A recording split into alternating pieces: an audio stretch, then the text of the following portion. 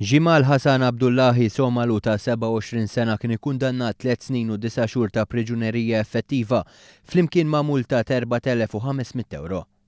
Dan wara li ammetta li aggredixxa u weġġa serjament lil kuntistabli David Bezzina li spiċċa b'imnieħru miksur. U ammetta wkoll li kien taħt l-effett ta' xorb fil-ħin tal-aggressjoni. L-inċident seħħ l-ħabta ta' 22 tal-ħamis filgħodu waqt li l-kuntistabli kienet jaqdi d-dmirijiet tiegħu fl-assa tal-Marsa.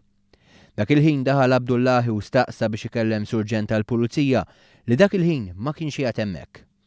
Il-kuntistabli beda jipprova jfiem lil din il-persuna li dan is-surġent ma kienx xogħlu li jekk rid seta' jassistiħu, iżda dan baqa' jinsisti li jrid ikellmu. Hekk kif il-kuntistabli infurmah li dan ma kienx possibbli, ir-raġel irreaġixxa b'mod aggressiv, beda jgħajjat u aggredixxa lill-pulizija. Il-pulizija tad-distrett waslu fuq il-post wara li l-kuntistabli rnexxielu jċempel għall-għajnuna.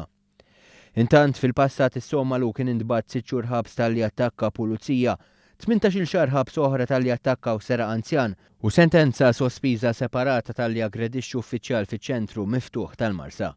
Minħa tagħhom il-General Workers Union u l-Union tal-Pulizija kkundannaw dan l-att.